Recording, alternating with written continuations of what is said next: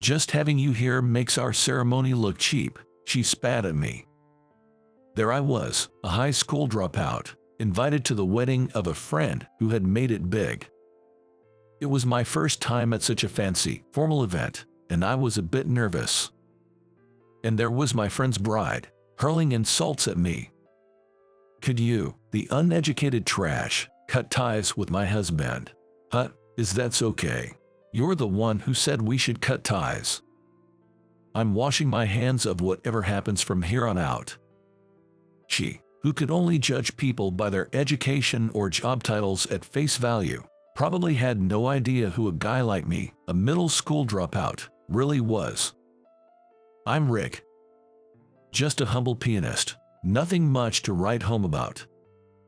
I love interacting with all sorts of people and zip around the world. Along the way, I play my heart out on the piano, dropping by jazz bars and restaurants. Sometimes I'd even play on street pianos.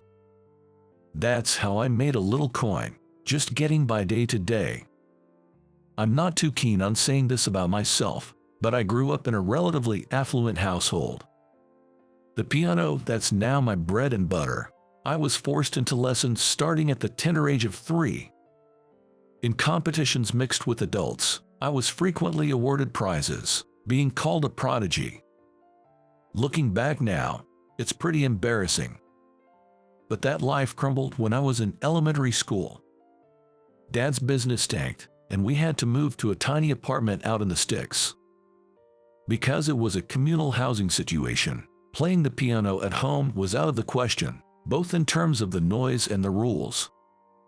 However, I just couldn't give it up, so I'd hit the school's music room every day after class to practice. One day, as I finished a piece, I unexpectedly heard applause. Looking towards the sound, there was a boy standing there. Moved, it seemed, almost to tears. Wow, that was the Minute Waltz by Chopin, right? Yeah, that's right. Amazing, amazing. What else can you play? Well, something like this. As I played Schumann's Traumerei, his eyes lit up even more.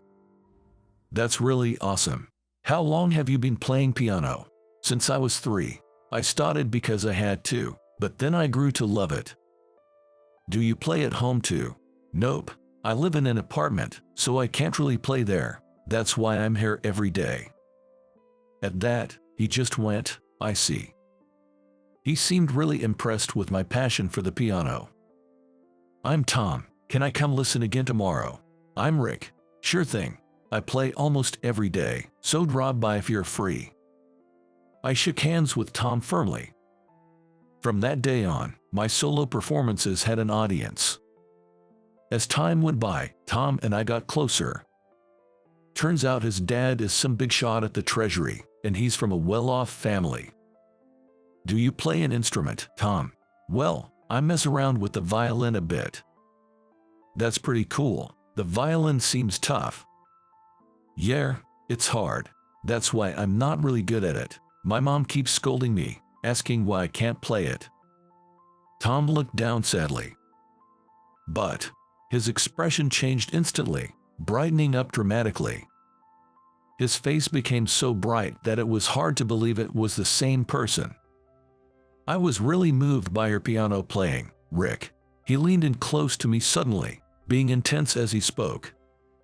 I'm really touched that my piano moved him, but I never expected this much. Hey, Tom. Yeah. How about next time we play together? My piano and your violin. When I asked for a session, his face fell a bit. Not until my violin is good enough for your piano. Okay. All right then. Let's practice together for the next 3 years in middle school. Okay.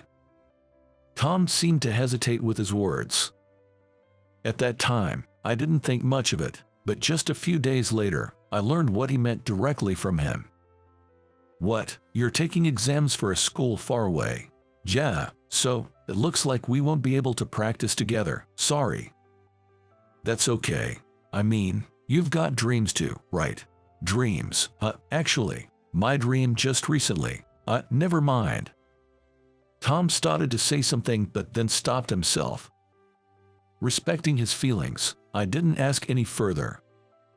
Instead, I extended my pinky finger. Pinky, swear.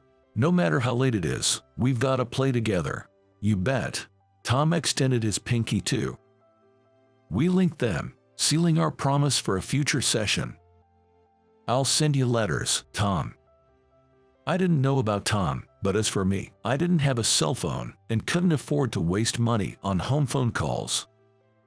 So, I decided to send letters, a relatively cheap way to keep in touch.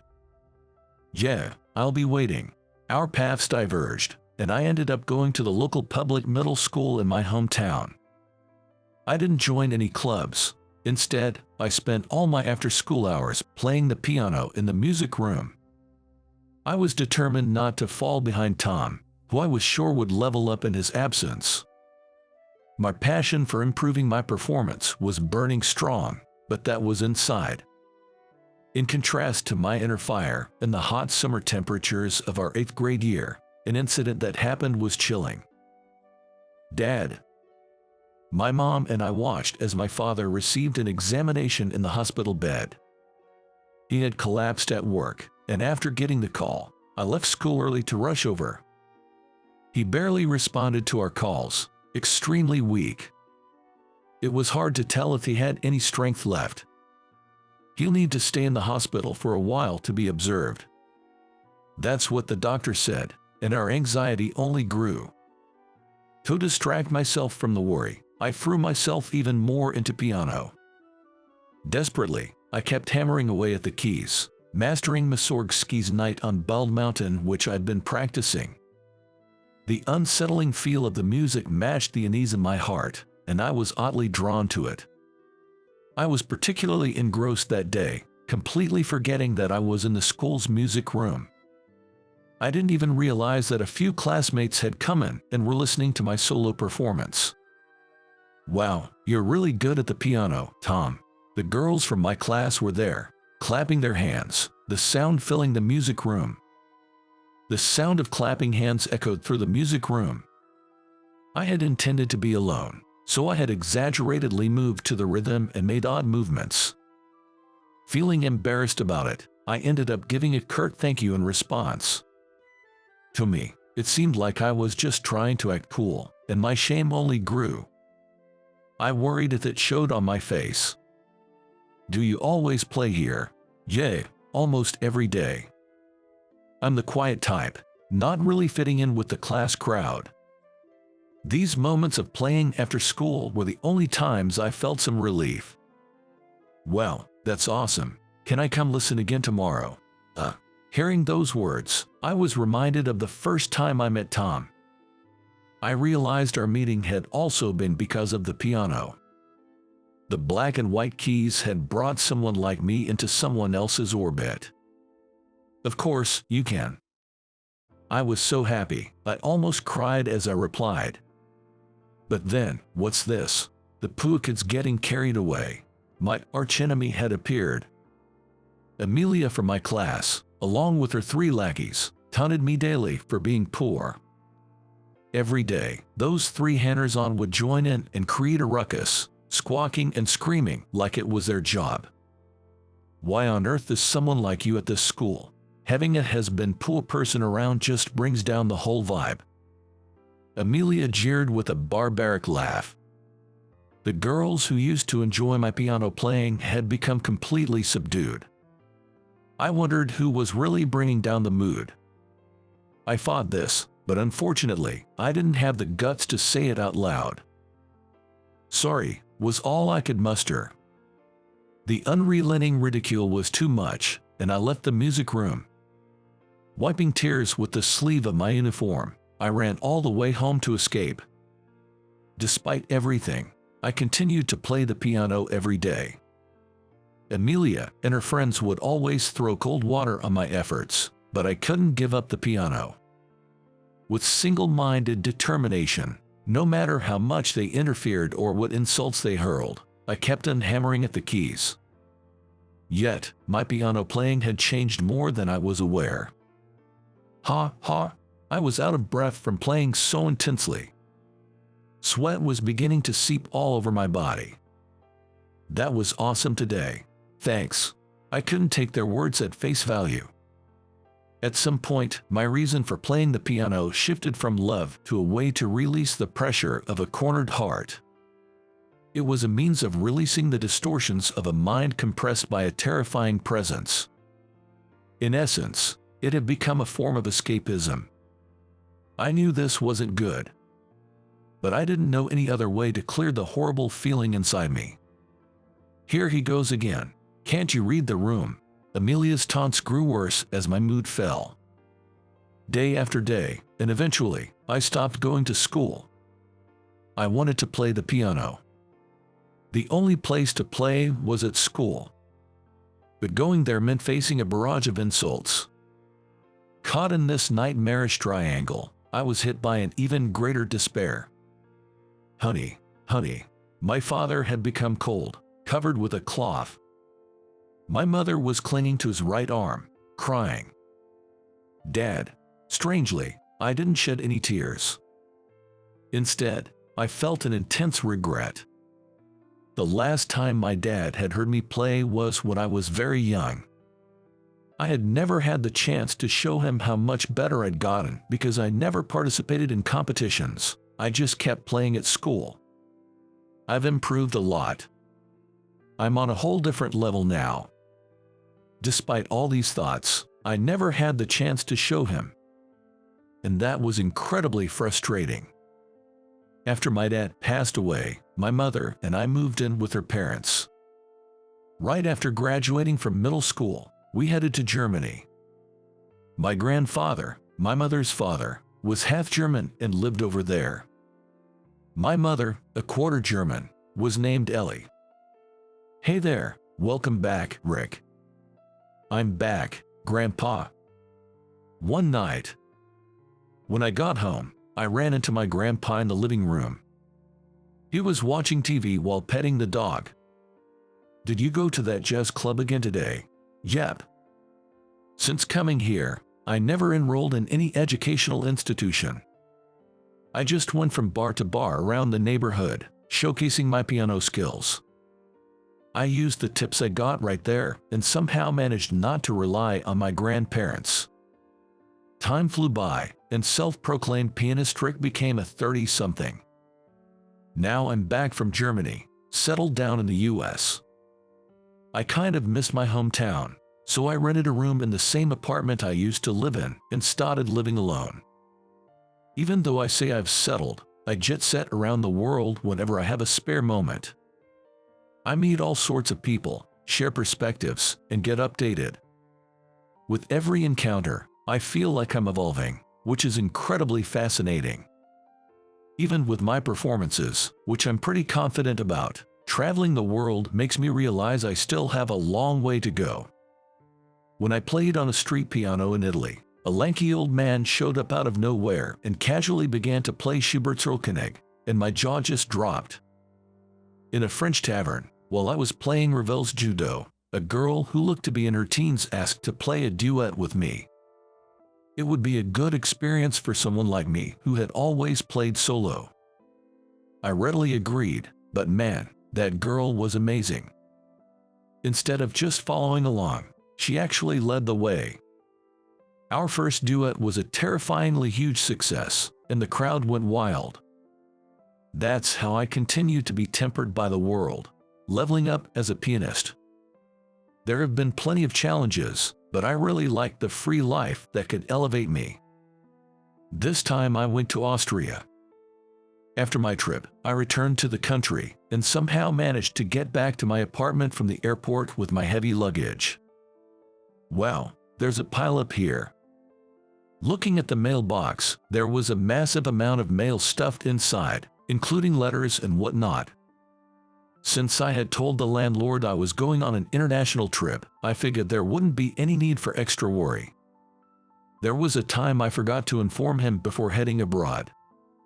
The mail had piled up so much that the neighbors thought something might have happened and reported it to the police. When I got back, I got a talking to from the landlord, safe and sound. Well then, What kind of news do we have here? After carrying the luggage to my room, I went through the mail. Most of it was utility bills or flyers from the local supermarket. Huh, what's this? There was one envelope that was particularly lavish and flashy. Wedding invitation. Someone's getting hitched. I looked at the back of the envelope for the sender's name. Tom, Amelia. I see. Tom is the one tying the knot. I got a bit excited seeing the name of an old friend I hadn't seen in a while. We had talked about sending letters, but since the summer of our 9th grade, we had stopped sending them entirely. It's been over 10 years, but it seems he hasn't forgotten about me. I pulled out the invitation from the envelope.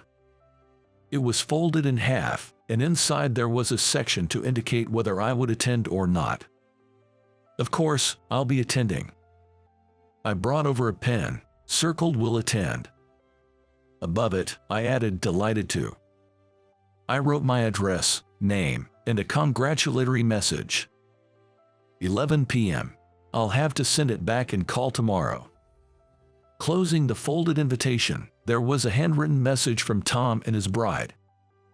Tom has had strong penmanship since we were kids in elementary school, and it looks like that hasn't changed. Right below, in the distinctive upward slanting script, there was a similar message. I read both, chuckled to myself, and decided to call it a night. The jet lag was hitting me a bit, but the fatigue was easily overcome. On the day of the wedding, when I arrived at the venue, it turned out to be an extremely famous upscale hotel. This was my first time attending such a posh and formal ceremony, and I was a bit nervous. Hey there, long time no see, Rick. While I was looking for my seat, I heard a voice from behind. Oh, Tom, congratulations on your wedding. Thanks, I'm glad you could make it. It had been a good 15 years since we last saw each other. We didn't bother with formalities and simply celebrated our reunion with a firm handshake. Next to him stood the bride, who looked at me with a bit of surprise. You became a bank president. Yeah, thankfully. That's amazing. Thank you. How about you? Weren't you in Germany for a while? Yeah, I left our local middle school and headed straight there. Ever since, I've just been living freely without pursuing further studies. I see. As we were catching up, a voice called out for Tom from a little distance away. Oops, excuse me. Tom looked over and gave a wave with his right hand as if to say catch you later. I don't know who it was, but he took off at a jog to say hello to another acquaintance. Yet, for some reason, the bride stayed behind, still looking at me. Rick, as in that Rick, the one who played the piano every day in the music room. Oh, yeah, that's me. Ha, you're a middle school dropout. That distinctive elongated inflection at the end of her sentences. The mocking choice of words.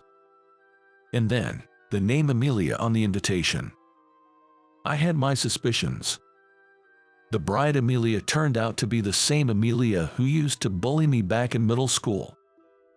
Who would have thought we'd meet again after more than a decade? Just your presence makes our wedding cheap.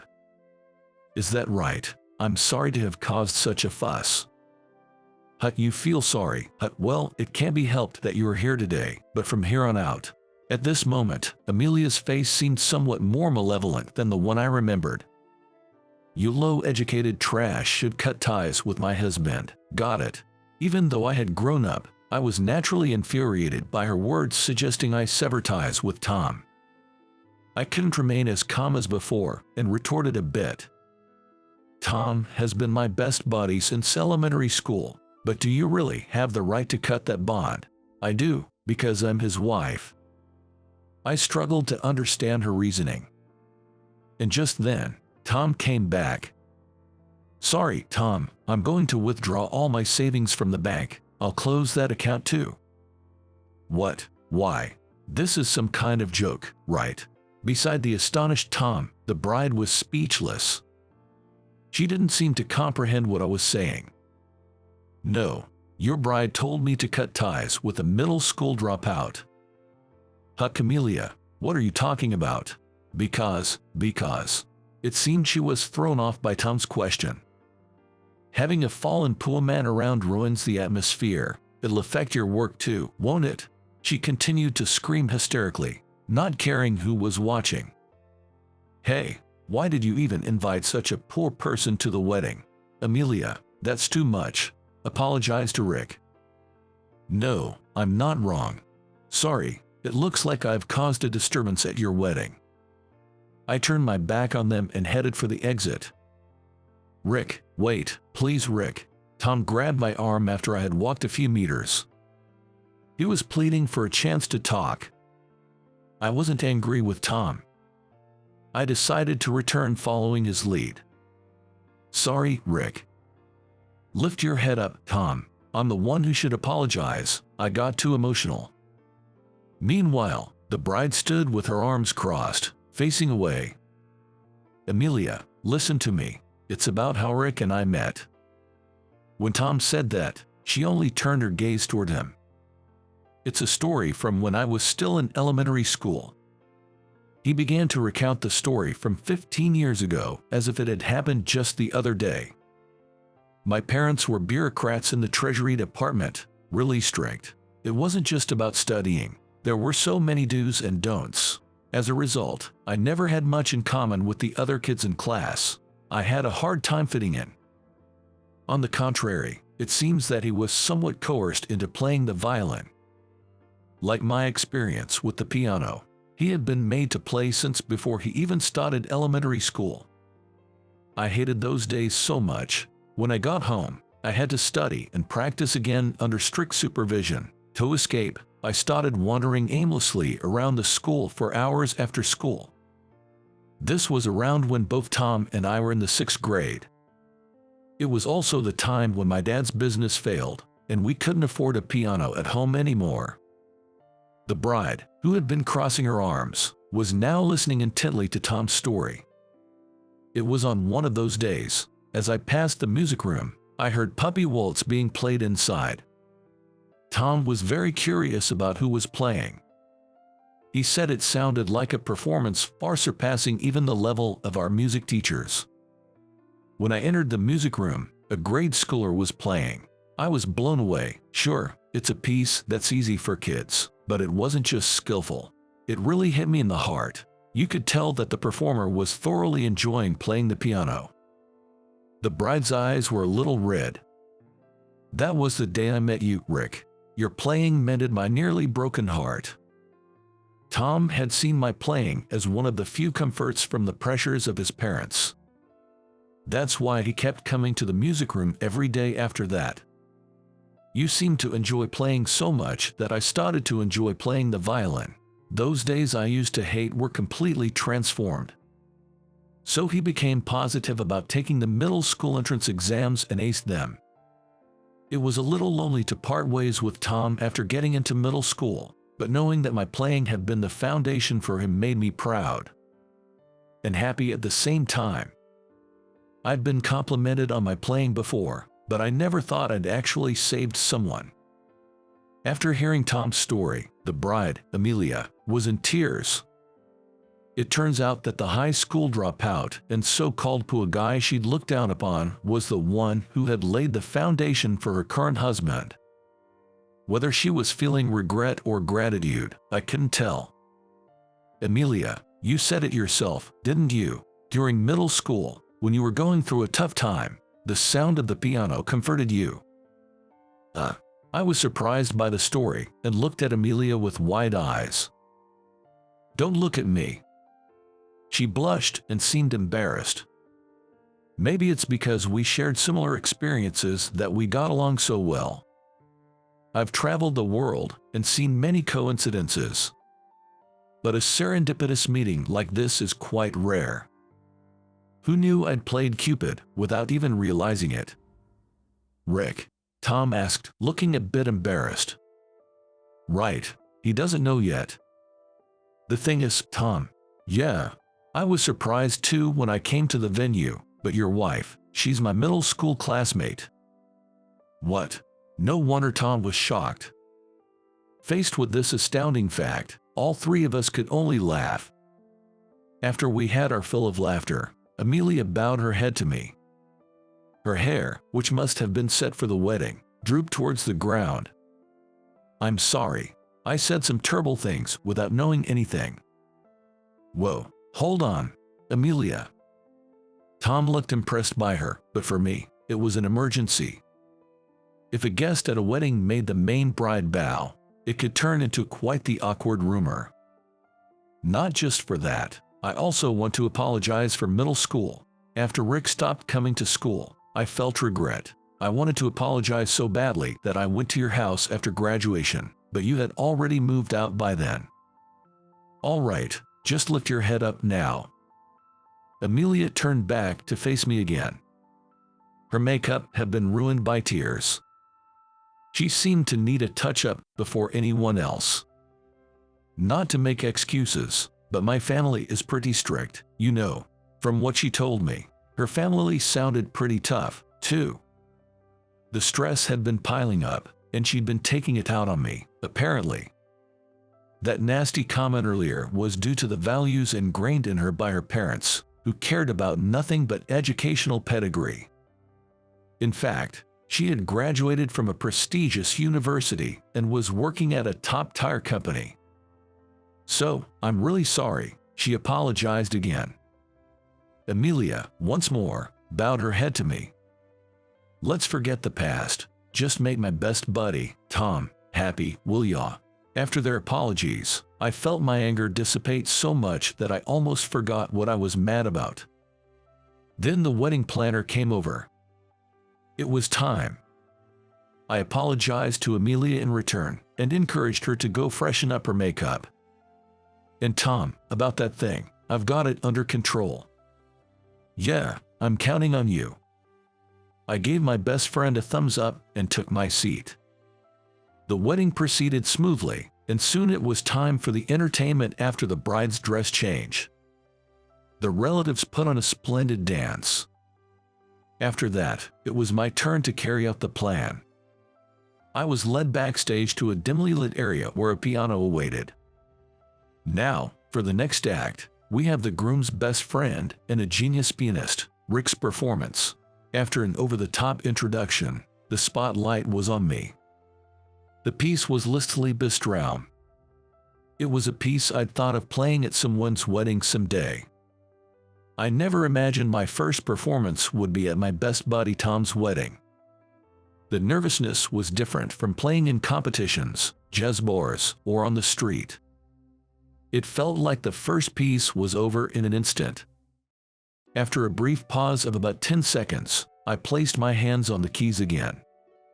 Simultaneously, Tom stood up. It was a plan only the planner and the two of us knew about. As everyone looked on in surprise, the groom took out a violin hidden under the table. We made eye contact to sync our timing and started the second piece, Elgar Sledammer. As I moved my fingers, memories of my travels flashed through my mind. Germany, England, Italy, France, Spain, Austria. The memories were too many to count. A lanky man who appeared out of nowhere. A girl I didn't know. Even after having played duets with so many people, today I was truly moved. The duet with Tom was more wonderful than any in my memory. The sound was perfectly in sync, playing off each other's nuances. The joy in the violin's melody was palpable. I felt a warmth in my eyes as I played. The audience, including the bride, were all in tears. Oh, what a perfect performance. A promise of 15 years. The duet between pianist Rick and violinist Tom, now a reality. As the last note and its resonance faded, applause filled the room. Once it died down, Tom took the mic. "Rick and I have been best friends since elementary school. We both played instruments even back then, but I wasn't a match for the genius pianist Rick. I was asked to do a duet, but I thought I didn't measure up and put it off until now." Back then, Tom wasn't enjoying the violin at all. On the other hand, I've always loved and played the piano. Perhaps he felt a gap there. I'm so glad that we could achieve that duet here today, he said. The venue was enveloped in applause once again. The talk was supposed to end here, but let me introduce him, Rick. He continued, embarking on an unplanned tale. He's Rick, my best bud. As I mentioned earlier, this guy's a piano prodigy. He's got a YouTube channel where he posts his performances, and he's quite the big shot, with over 1 million subscribers. Everyone, do yourselves a favor and check out his YouTube. As Tom explained, my YouTube channel, thankfully, has been viewed by many. I post one-off performances and clips of my international concerts. To add more, lately I've been dabbling in composing, with numerous commissions coming my way. Some of my works have even become worldwide hits. It's a bit crass to talk money, but there's about $700 million in the bank account at Tom's bank. Not that I live a life of luxury, I live quite comfortably. I plan to keep jet-setting around the world. Let's give him a big round of applause, Tom prompted, turning all the applause and eyes in the hall towards me. Without getting overly excited, I just gracefully bowed, as a pianist would. Since around the summer before my junior year of high school, anonymous letters began to appear in my desk and locker. They were simple: watch out, the tough guys are targeting you. Be on your guard against shakedowns or worse. These were tip-offs, written in distinctive rising handwriting. It was around that time that Amelia started showing up in the music room. There was something I always found odd. Although she bullied me daily, she never once interrupted my playing. She'd always wait until I'd finished a piece, shared the afterglow with the audience, and then she'd appear. It seemed like after enjoying the performance, she was quick to send me on my way home. If that's the case, then she could very well be the one behind the letters. Thinking back, the handwriting was identical to that on the wedding invitations. I tried contacting Amelia a few times to confirm, but she persistently played dumb. I figured it wasn't good to pry too much, so I kept it to myself and silently appreciated it. The wedding ended and people started leaving. While the parents were exchanging goodbyes, I was approached by a bunch of bored kids. That piano was awesome. Hey, thanks. Play that song. Upon further inquiry, that one turned out to be the theme song of a certain demon-slaying movie. I played just the chorus, and they were thrilled. That kicked off a flurry of requests. It tunes from the movie about a fake family, cursed objects, and more, and it turned into quite the riot. Eventually, the bustle settled down, and the newlyweds approached me. Rick, thanks so much for today. Same to you, thanks. But hey, about that thing with the bank account closing, is it true? Tom said that, and Amelia looked at me apologetically. Nah, of course not. I was just being emotional. Sorry for spouting nonsense. That's a relief, Tom said with a relieved smile. Right, about that money, though. Yay. I'm planning to use that $700 million to create a music studio. Not a formal school, but a place to foster opportunities for engagement with music. I aim to provide support so that nobody has to give up on music because of financial constraints. When I opened up about my dream, 2 friends were on board. It seems they related to my take on music and were keen to help with setting up and running the place. Several days after the ceremony, I got a call from Tom. Appreciate what you did the other day. Found out today that Amelia's expecting. That might have been why she was so off-kilter then. Hope you can cut her some slack. As I was prepping for my next journey, I shot back a message. Congrats, buddy. To think my best pal's going to be a dad is quite something. Don't fret about the other day, all is well. On another note, you've got to check out the video dropping today. That evening, my channel saw a new video titled For My Dear Friends Go Live. It's a medley of dreams of love and love's greeting, the same pieces I played at the wedding. It's also meant to keep the memory of that moment from fading. I considered posting a duet with Tom, but I've decided to keep that now mythic performance to myself. A person's true nature can't be sized up by diplomas or just by what they say. I might have just a middle school education, but I see myself as someone who's made it in their own right. The same goes for Amelia. Judging by how she was with me back in middle school, you'd think she was quite the piece of work. But in reality, sending those anonymous letters or trying to get me home safe before trouble hit shows she has a big heart, albeit her awkward way of showing it. I've come to appreciate what matters in life by engaging with folks across the globe. Some places might not boast the finest education systems. That doesn't mean the people from there are all bad eggs. The essence is deeper down. What you believe and what you think. That's the key. I intend to express my true self through my piano playing. And I hope that, one day, it might just be someone's salvation.